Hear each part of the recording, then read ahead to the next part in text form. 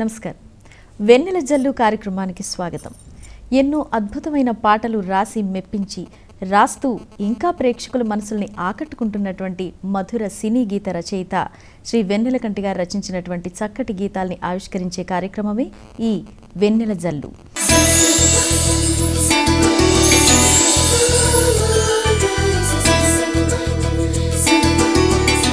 నమస్కారం వెన్నెలకంటి గారు. నమస్కారం. మీరు సినీ రంగ ప్రవేశం చేయడానికి ముందు ఎవరైనా సినీ రంగ ప్రవేశం చేశారా గతంలో? తప్పకుండా ఉంది, అక్కడి నుంచే వచ్చింది. అసలు అంటే మా నాన్నగారు వెన్నెలకంటి కోటేశ్వరరావు గారు ప్రతిభా ప్రొడక్షన్స్ అని అప్పట్లో అక్కినేని నాగేశ్వరరావు గారిని సీతారామ జనరల్లో ఇంట్రడ్యూస్ చేసిన producer and director Ghantasala Balaramaiah గారు. ఘంటసాల బలరామయ్య గారు మా నాన్నగారు బాల్య స్నేహితులు. అందుకని వాళ్ళిద్దరూ కలిసే తిరిగేవాళ్ళు, కలిసే సినిమా ఇండస్ట్రీకి వెళ్ళిపోయారు. ఇప్పుడు బలరామయ్య గారు అంటే ఇప్పుడు మన మ్యూజిక్ డైరెక్టర్ తమన్ గారి తాతగారు. ఆయన బలరామయ్య గారు, ఆయన ఆబాయిల స్నేహితులు కాబట్టి వాళ్ళిద్దరూ వెళ్ళిపోయారు. ఎన్నో కంపెనీ పేరుతో పిలిచేవాళ్ళు. ప్రతిభా కోటేశ్వరరావు గారు అంటే కానీ తెలియదు. కానీ అంత గ్యాప్ ఎందుకు వచ్చింది మా జనరేషన్ అంటే మా నాన్నగారికి మేము లేట్ బర్త్ మా నాన్నగారు 50వ ఏట నేను పుట్టాను. అందుకని ఆ జనరేషన్ వాళ్ళందరికీ ఆయన బాగా తెలుసు. ఎందుకంటే నాన్నగారి సినిమా చివరి సినిమా బొబ్బిలి యుద్ధం, రామారావు గారు యాక్ట్ చేసిన సినిమా బొబ్బిలి యుద్ధం, అది లాస్ట్ ఫిలిం. అంతకుముందు ఆయన సినిమాలు నా చిన్నప్పుడు చూస్తున్నప్పుడు ఈ బొబ్బిలి యుద్ధం కానీ బాలరాజు కానీ ఇవన్నీ చూసేటప్పుడు ఆయన పేరు స్క్రీన్ మీద వస్తే ఎప్పటికైనా నా పేరు కూడా స్క్రీన్ మీద రావాలి అని బాగా చిన్నప్పుడు అనుకునేవాడిని. పాట అంటే నాకు ప్రాణం, సినిమా పాట అంటే చాలా ప్రాణం. అలాంటిది సినిమా పాటలు నేను కూడా రాసి నా పేరు కూడా స్క్రీన్ మీద రావాలి అని ఒక అంబిషన్ అప్పుడు నేను రాయడం మొదలెట్టినప్పటి నుంచే ఉన్నింది. సో కాబట్టి మా నాన్నగారి ఒక టెక్నీషియన్గానే ఉన్నారు ఆయన. ఇప్పుడు నేను టెక్నీషియన్గానే, కాకపోతే ఇంకొంచెం ప్రమోషన్ ఏంటంటే ఒక కవి అనే పేరు వచ్చింది. అలాగే మీరు రాసినటువంటి పాటల్లో మరొక చిత్రం ఆదిత్య 369. అవును, అది చాలా సినిమా పరంగా చాలా పెద్ద హిట్ అయింది. అద్భుతమైన చిత్రీకరణ, అలాగే అందులో ఏంటంటే మొత్తం భూత భవిష్యత్ వర్తమాన కాలాలు అన్నీ కూడా అందులో చూపించడం జరుగుతుంది. చాలా అద్భుతమైన సినిమా. దాంట్లో మీరు ఒక మంచి పాట రాశారు. రాసలీల వేళ రాయబారమేల, రాసలీల వేళ రాయబారమేల. చాలా మంచి మెలోడియస్గా కంపోజిషన్ చేశారు మన ఇళయరాజా గారు. అయితే ఈ పాట గురించి తెలియజేస్తారా? అద్భుతమైన సినిమా అది. ఆ సినిమాలో నేను కూడా ఒక పాట రాశాను అన్నందుకు నేను చాలా గర్వపడుతుంటాను. అది మంచి పాట, నాకు చాలా ఇష్టమైన పాటల్లో అదొకటి నా పాటల్లో. అది ఎలా జరిగిందంటే ఆదిత్య 369కి ప్రొడ్యూసర్ వచ్చి శివలంక కృష్ణప్రసాద్ గారిని ఆయన ప్రొడ్యూసర్. దానికి ఆయన బాలు గారికి రిలేషను. నేను వేరే హోటల్లో ఉండుంటే ఎందుకు హోటల్లో వేస్ట్గా ఉంటావు, మన ఆఫీస్ ఖాళీగా ఉంది కదా రమ్మంటే వాళ్ళ కృష్ణప్రసాద్ గారి ఆఫీస్లోనే ఉండేవాడిని నేను. ఆ చిన్నోడు పెద్దోడు ఫస్ట్ ఫిలిము, తర్వాత ఇది తీశారు. వాటిలో పాటలు రాశాను. దీంట్లో ఆ పాట రాసేటప్పుడు వాళ్ళ ఆఫీస్లోనే ఉన్నాను. సో ఒక పాట నాకు ఇచ్చారు అవకాశం. సంగీతం శ్రీనివాసరావు గారు దర్శకత్వం. అది అద్భుతమైన కాన్సెప్ట్లో ఒక డ్యూయట్. ఇందులో సన్నివేశ ప్రాధాన్యం ఏమి చెప్పలే. మంచి డ్యూయట్, మంచి ట్యూను, మీ ఇష్టం రాయండి అన్నారు. సో నేనేం చేశానంటే ఇళయరాజా గారి ట్యూన్ గురించి చెప్పాను ఇంతకుముందే. చాలా మంచి ట్యూన్ ఇచ్చారు, దానికి అందమైన డ్యూయట్ కావాలి. సరే సంగీతం గారు చెప్పారు కదా అని చెప్పి నేను ఇంతకుముందే చెప్పినట్టు కొంచెం ఎక్కువ ఆల్టర్నేట్స్ రాయడం అలవాటు. పైగా చిన్న పల్లవి, పెద్ద లెంగ్త్ పల్లవి ఏం కాదు. కాబట్టి అలా రాస్తుంటే వస్తున్నాయి. అలా రాసేసి మీరు నమ్మరు 30 పల్లవులు ఇచ్చాను. ఏంటండి ఇవి ఎన్ని సినిమాలకు వాడుకోవాలన్నారు ఆయన. లేదండి నేను ఏదో రాస్తుంటే వచ్చింది, డిఫరెంట్ యాంగిల్స్లో రాశాను అని అంటే ఆయనకి ఈ పల్లవి నచ్చింది. రాసలీల వేళ రాయబారమేల, మాటే మౌనమై మాయ చేయనేల. ఒక గమ్మత్తైన పల్లవిగా అనిపించి ఇది బాగుంది అని చెప్పి సెలెక్ట్ చేసి చరణాలు రాసేయండి అన్నారు. రాసలీల వేళ రాయబార వేళ మాటే మౌనమై మాయ జయనేల రాసలీల వేళ రాయబార వేళ. వాయిస్ రూమ్లో రికార్డింగ్ జరిగేటప్పుడు, వాయిస్ మిక్సింగ్ జరిగేటప్పుడు బాలుగారితో ఒక మాట అన్నారు, సంగీతం గారు. ఆయన ఒక సర్టిఫికేట్ లాంటి మాట అన్నారు నాకు బాలుగారితో. బాలుగారు పాడబోతున్న ముందు నేనేదో లేటెస్ట్ ట్రెండ్లో రాయిద్దామని కుర్రాన్ని చెడగొడదామని చూశాను, కానీ నేను అద్భుతమైన పనులు ఇచ్చి మళ్ళీ పింగళి గారి దగ్గర పాట రాయించుకున్నంత తృప్తి కలిగించాడు అని అన్నారు. అంతకంటే నాకు యోగ్యతాపత్రం అక్కర్లేదు అనిపించింది.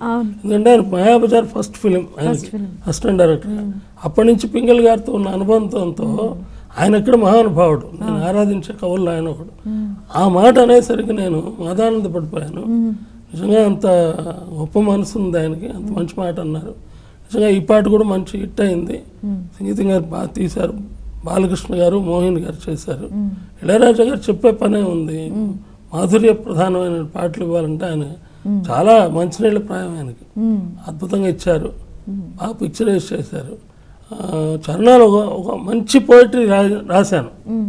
అంటే ఇంత పోయిటరీ సినిమా పాటకి అందున డ్యూయెట్కి ఆ కాలంలో కూడా అవసరమా అని అడిగే వాళ్ళే ఎక్కువ మంది ఉంటారు. ఆయన ఏం అడగకుండా ఒక్క అక్షరం కూడా మార్చకుండా నన్ను వదిలేశారు. కౌగిలింత వేడిలో కరిగే వన్నె వెన్నెల, కౌగిలింత వేడిలో కరిగే వెన్నెల, తెల్లబోయి చీకటి చల్లె పగటి వెన్నెల, మోజులన్నీ పాడగా జాజిపూల జావళి, మోజులన్నీ పాడగా జాజిపూల జావళి, కందెనేమో కౌగిట అందమైన జాబిలి, తేనె వానలోన తెలిసే తీయనైన స్నేహము, మేని వీణలోన పలిగే సోయగాల రాగము, నిదురరాని కుదురులేని ఎదలలోన సొదలు మాని రాసలీల వేళ.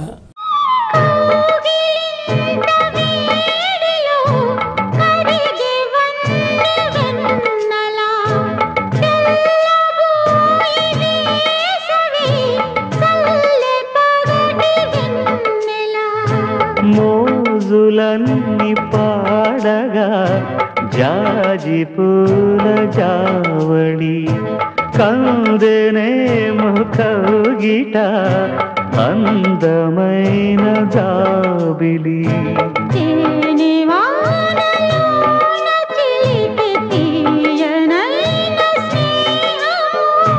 నేని వీణలోన పలికే సోయగాల రాగము,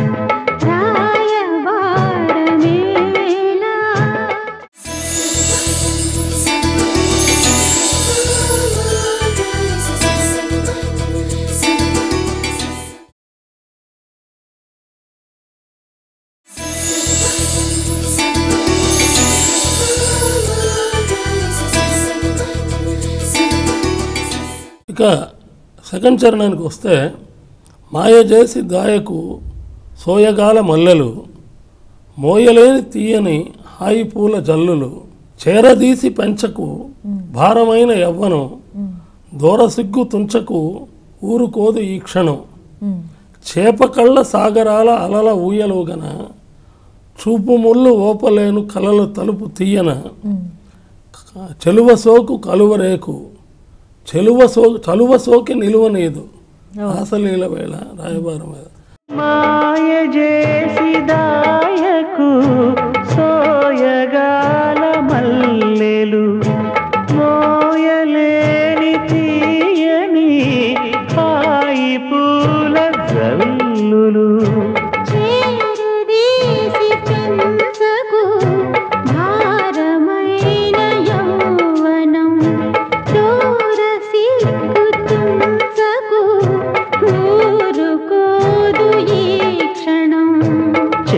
చేపకళ్ళ సాగరాల ఊయలుగనా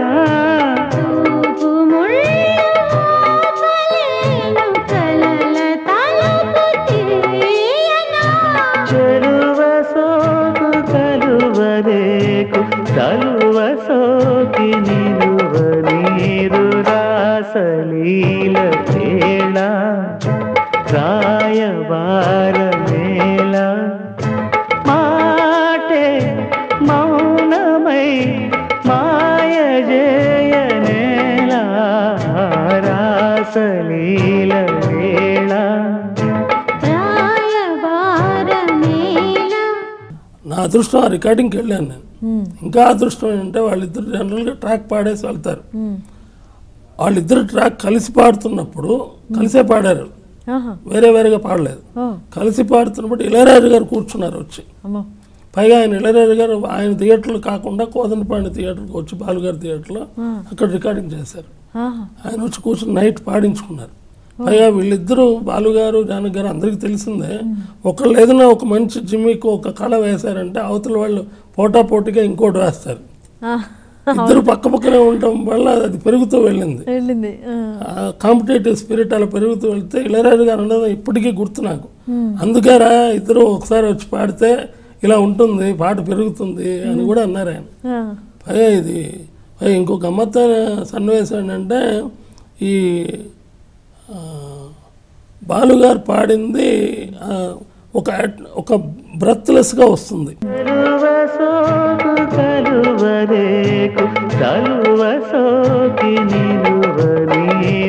జానకి గారు తర్వాత తీసుకున్నాను. బాలుగారు ఇళయరాజు గారు ఇద్దరు అడిగారు, చిన్న పంచ్ చేసి తీసుకుందాము, ఏముంది అందులో, ఒక 2 లైన్ లోపల నేను పంచ్ చేసి గ్యాప్ తీసుకుందాం, నువ్వు పాడితే అలా పాడేస్తే నేను పాడకపోతే ఎలాగా అని ఆవిడ ప్రెస్టేజ్గా తీసుకుని, అంటే కళాకారుల్లో ఉన్నటువంటి తపన ఎలా ఉంటుందంటే అంత మహాతల్లి సీనియర్ ఆవిడ నేనే టెస్ట్ వచ్చే పాడతాను, అలాగే పాడారు. అలాగే డ్యూయట్ చిత్రానికి చాలా మంచి పాట రాశారు. డ్యూయట్ సినిమా గురించి ఎవరైనా ఆ ప్రస్తావన రాగానే అందరికీ గుర్తొచ్చే పాట అంజలి అంజలి. అంజలి అంజలి పుష్పాంజలి, అంజలి అంజలి పుష్పాంజలి, పూవంటి పదములకు పుష్పాంజలి, ముద్దైన పెదవులకు మోహాంజలి, కలహంస నడకలకు గీతాంజలి, కనరాని నగవులకు కవితాంజలి.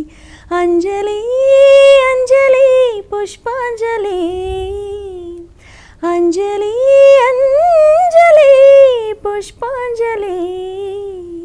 చాలా మంచి పాట, అద్భుతమైన మెలోడియస్ కంపోజిషన్ చేశారు రెహమాన్ గారు.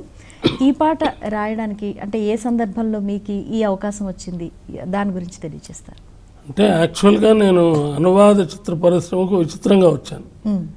నేను వచ్చింది స్ట్రైట్ ఫిలిం లిరిక్ రైటర్గా. అవును, నేను అనువాదం సినిమాలు చూశాను, కానీ నేను జీవితంలో అనువాద చిత్ర పరిశ్రమకు వెళ్తాను, మాటలు పాటలు రాస్తానని పొరపాటును కూడా అనుకోలేదు.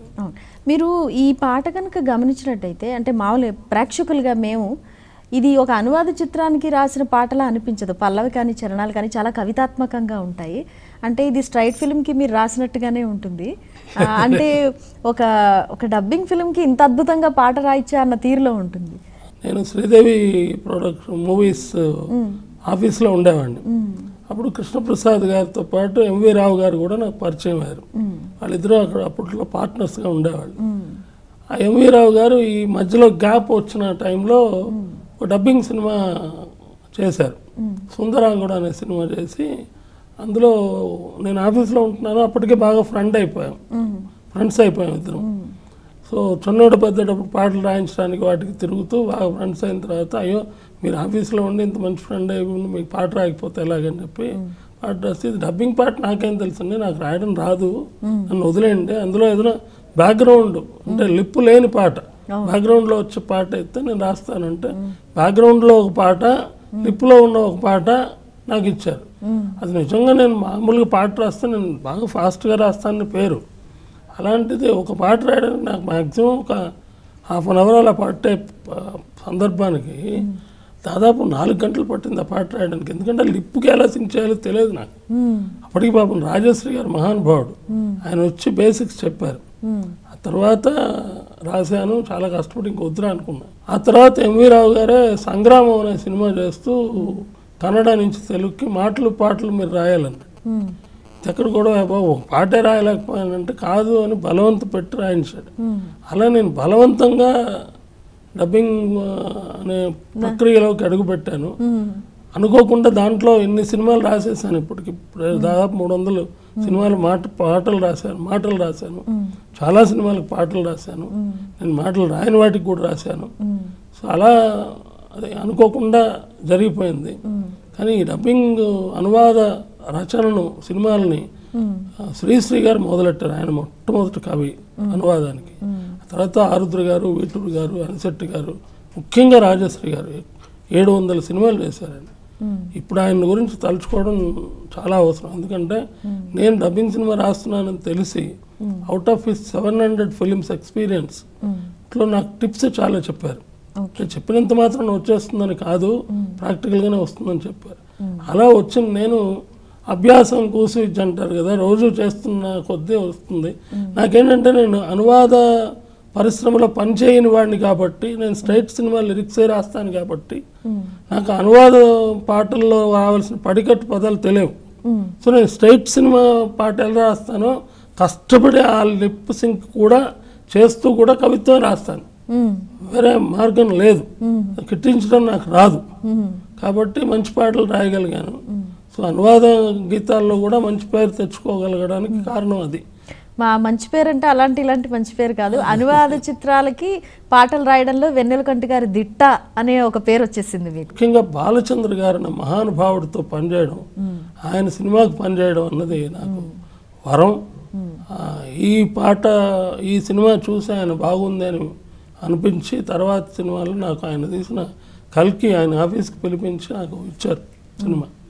ఆయనతో ఆ పరిచయం కూడా కలగడం కూడా నా అదృష్టం. చాలా అద్భుతమైన పాట మీరు చెప్పినట్టు అంజలి అంజలి పుష్పాంజలి. ఇది మాత్రం నాది కాదు, ఒరిజినల్. నేను ఒరిజినల్ అది అంజలి అంజలి పుష్పాంజలి ఏ భాష అయినా ఒకటే.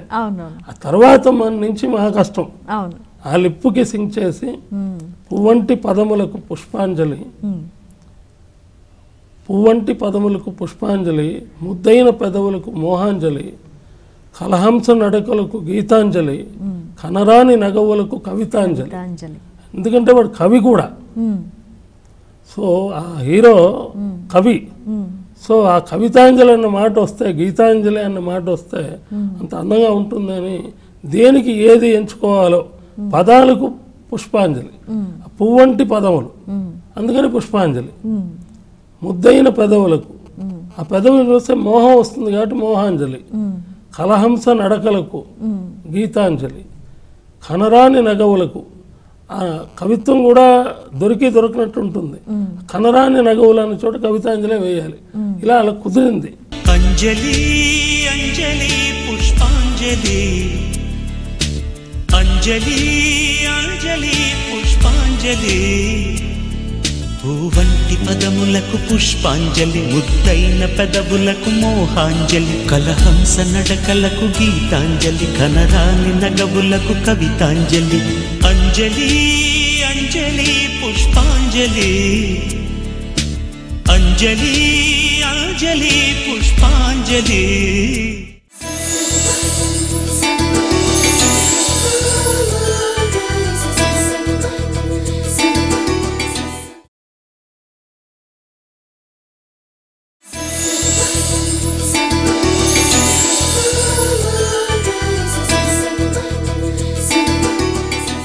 చరణానికి వస్తే చరణం కూడా టైట్ క్లోజులు తీశారు. చాలా కత్తి మీద టైట్ క్లోజులు సింక్ చేయాలి. సింక్ చేస్తూ ఏదో ఒక మంచి భావం చెప్పాలి. అది యథాతథంగా మూలంలో ఉన్న భావం చెప్పలేం. ఎందుకంటే వేరే వెళ్తే తప్ప సింక్ అవ్వదు, అది తెలుగుతనం రాదు. నిన్నదాకా నువ్వు నేను ఇరువురం ఎవరని, కమ్మని బంధం ఇలా తెలిపిన ఒకటని, కడలిని పడు వానల కలిపిన మది ఇది, కరిగిన తొలి మోజుల కథ ఇది నా చెలి, ఎదురుగా తొలి స్వప్నం తొణికింది అంటే తొణికినది అంటే స్వప్నం ఎదురుగా రావడం అంటే కళ నిజం అవడం కదా. ఎదురుగా తొలి స్వప్నం తొణికినది అంతవరకు రాశాను. తర్వాత ఏం రాయాలి? ఎదలో మధుకావ్యం పలికినది. మధురమైన కావ్యం పలికింది అంటే కళ నిజమైనప్పుడు మనిషి ఆనందానికి అంత ఉండదు. అంత గొప్ప ఆనందం ఎలా వస్తుందంటే ఎదలో మధుకావ్యం పలికినది. ఇలా అంజలి అంజలి పుష్పాంజలి అని రాశాను. నిన్నదాకా నువ్వు నేను ఇరువురం ఎవరని కమ్మని బంధం ఇలా తెలిపెను ఒకటని కడలిని పడువానలా కలిసిన మదిని కరిగిన సిరిమోజుల కథ ఇది నా చెలి ఎదురుగా తొలి స్వప్నం తొణికినది ఎదలో మధుకావ్యం పలికినది అంజలి అంజలి వలపుల నాచలి పూవంటి పదములకు పుష్పాంజలి ముద్దైన పెదవులకు మోహాంజలి కలహంస నడకలకు గీతాంజలి కనరాని నగవులకు కవితాంజలి అంజలి అంజలి పుష్పాంజలి అంజలి అంజలి పుష్పాంజలి. ఇక రెండో చరణానికి వస్తే ఏదో రాయాలి, మళ్ళీ కొత్తగా రాయాలి. ఏం రాయాలని ఆలోచిస్తుంటే కన్నుల సంకేతమే అంటే ప్రేసి ప్రియులు తొలిచు లవ్ ఎట్ ఫస్ట్ సైట్ అంటారు. ఆ కళ్ళు కలిసిన వేళ అన్నదే ఇంపార్టెంట్. వాళ్ళిద్దరిలో ప్రేమ కన్నుల సంకేతమే, కన్నులు పంపించే సంకేతమే, కన్నుల సంకేతమే కలలకు తొలకరి, కలలకు తొలకరి, వెన్నెల జలపాతమే వలపుకు తదుపరి, వెన్నెల జలపాతమే వలపుకు తదుపరి, గుండెలో సంగీతమే పలికినదెందుకో కోయిల పాటే ఇలా గుండెలో సంగీతమే పలికినదెందుకో రాయాలి. ఇప్పుడు కూడా చూడండి నేను ఇలా అంటున్నాను, అప్పుడు అనలా. గుండెలో సంగీతమే కురిసినదెందుకో, సంగీతం కురవడం అనేది కొత్త ఎక్స్ప్రెషన్గా భావించి గుండెలో సంగీతమే కురిసినదెందుకో కోయిల పాటే ఇలా పలికినదెందుకో. ఆ తర్వాత లైను చెలువుగా ఎదమారే మధువనిగా అమావాస్య నిసిమారే వెన్నెలగా. అమావాస్య రాత్రిని అమావాస్య నిసి అన్న ప్రయోగం నాది కాదు, అలసాని పెద్దని గారు ఎప్పుడో రాసిన ప్రయోగం. అమావాస్య రాత్రిని లఘువులుగా చెప్పాలంటే ఏం చెప్పాలంటే అమావాస్య నిసి అన్నాడు ఆయన. దాని మీద ఏదో తెనాలి రామకృష్ణుడి జోక్ కూడా ఏదో ఉంది, ఇలా రాస్తారని అది గుర్తొచ్చింది. అమావాస్య నిసి ఆ లిప్ అలా ఉంది, అమావాస్య నిసి మారే వెన్నెలగా అంజలి అంజలి పుష్పాంజలి.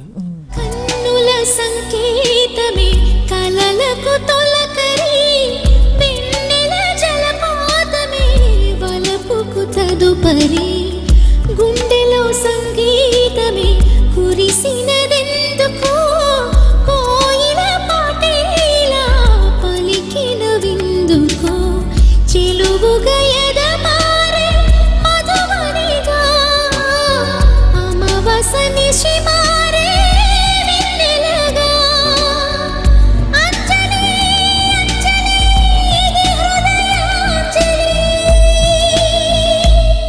నీ ప్రేమలాహిరికి పుష్పాంజలి, నీ గాన మాధురికి గీతాంజలి, ఎదదోచు నవ్వులకు నటనాంజలి, కవి అయిన నీ మదికి కవితాంజలి. అంజలి అంజలి పుష్పాంజలి అంజలి అంజలి పుష్పాంజలి. ఏఆర్ రెహమాన్ గారితో పనిచేయడం అనేది చాలా అదృష్టమైన ఒక వరంగా భావించాల్సిన విషయం కిందలకంటి గారు. అయితే ఆయనతోటి అంటే ఏ విధంగా ఉంది, మీరు ఆయనతో కలిసి పనిచేయడం జరిగింది? ఆయన చాలా క్వైట్గా చాలా కామ్గా ఉంటారని వినడమే తప్ప ఎప్పుడు తెలీదు. ఎలా ఉంటుంది ఆయనతో వర్క్? అంతవరకు చాలా హ్యాపీగా చాలా సుఖంగా ఉంటుంది. బట్ మీరు అన్నట్టు ఈ సినిమాకి ఆయనతో నేను కలిసి పనిచేయలేదు, ఎందుకంటే అనువాద చిత్రం కాబట్టి ఆయన ట్రాక్స్ ఇచ్చేసారు. ఆ ట్రాక్స్ తెచ్చుకుని మన పాటికి మనం ఇందాక నేనే ఓకే చేసేసుకుని ఈ పాటలు పాడించుకోవడం మాత్రం మా బాధ్యత కాబట్టి అంటే ఇంక ఆయన చెప్పేదే ఉండదు. ఎస్పి బాలసుబ్రహ్మణ్యం గారు చిత్ర గారు వచ్చి పాడితే వాళ్ళకి ఎవరైనా చెప్పాలి, అద్భుతంగా రాసిన దానికి 10 భావం వాళ్ళు ప్రకటిస్తారా జరిగింది. కానీ ఏఆర్ రెహమాన్ గారితో ఆ తర్వాత నేను ఆయనతో కలిసి పనిచేయడం జరిగింది.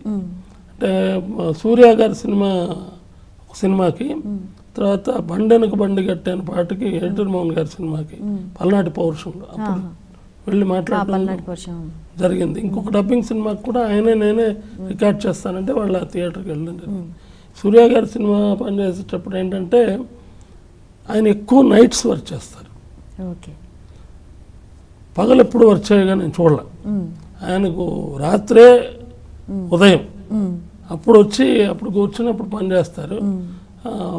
ఒక పాట రాసి తీసుకెళ్ళి చూపిస్తే ఆయన లెంగ్త్ చూసుకున్నారు, సూపర్, చాలా బాగుంది, ఓకే అనేది అంతే. అంతకుమించి ఎక్కువ దాని గురించి చర్చించడాలు ఏమి లేదు. ఒకసారి లెంగ్త్ చూసుకున్నారు, మీనింగ్ ఏంటని అడిగారు, చెప్పాను, ఓకే ఫైన్ ఓకే అనేసారు. ఆ తర్వాత ఏదో ఒక చిన్న కరెక్షన్ కావాల్సి వస్తే నేను కరెక్ట్గా పడుకోబోతున్నాను, హైదరాబాద్లో ఉన్నాను అప్పుడు. మా అబ్బాయి ఫోన్ చేసి ఒకసారి రెహమాన్ గారు మాట్లాడతారు అన్నారు. ఏంటండి అంటే రాత్రి 11:30 అప్పుడే పడుకోబోతున్నాను, ఏదో సినిమా చూసి అయిపోయింది సినిమా అని పడుకోబోతున్నాను, ఫోన్ చేశారు. ఏం లేదండి సార్, చిన్న కరెక్షన్ ఏదో అనిపించింది నాకు, అది మీరు చెప్పగలరా? ఇప్పుడే చెప్పండి ఏముంది అన్నారు. సరే, ఆయన నమ్మకం నిజం చేశాను. ఇమీడియట్గా టకటగా 2-3 ఆల్టర్నేట్స్ చెప్పాను. Fine, okay, thank you, sorry for disturbance అనేసి పెట్టేశారు. అంటే అంత కామ్ అండ్ కూల్, అంత మహామేధావి అయింది కూడా ఆయన ఏమి పెద్ద బంధం కానీ డిస్టెన్స్ కానీ మెయింటైన్ చేయడం ఏమి ఉండదు. చాలా కామ్గా, చాలా ఫ్రెండ్లీగా ఉంటాడు. మరి ఈనాటి మన వెన్నెల జల్లు కార్యక్రమంలో మంచి పాటలు, 2 పాటల గురించి ప్రేక్షకులందరికీ కూడా చాలా చక్కగా వివరించారు వెన్నెలకంటి గారు. అలాగే మీరు రాసిన ఇంకా ఎన్నో అద్భుతమైన పాటల గురించి ఇప్పుడే అడగాలనుంది, కానీ సమయాభావాలు ఇప్పుడు అడగలేకపోతున్నాను. మళ్ళీ వచ్చే ఎపిసోడ్స్లో మీరు రాసినటువంటి మంచి గీతాల గురించి మా ప్రేక్షకులకు వివరించండి. సో అంతవరకు మా ప్రేక్షకులందరి ఆదరణ మీకు ఇలా కొనసాగుతూనే ఉంటుంది. సో మరిన్ని పాటలు వచ్చే వారం మనం మాట్లాడుకుందామండి. సో ఈ వారం మీ సమయాన్ని కేటాయించినందుకు ప్రత్యేకమైన ధన్యవాదాలు వెన్నెలకంటి గారు. నమస్కారం. Thank you very much. చూశారు కదండి, ఈనాటి వెన్నెల జల్లు కార్యక్రమంలో ప్రముఖ సినీ గీత రచయిత వెన్నెలకంటి గారు రాసినటువంటి అద్భుతమైన పాటల గురించి తెలుసుకున్నారు కదా.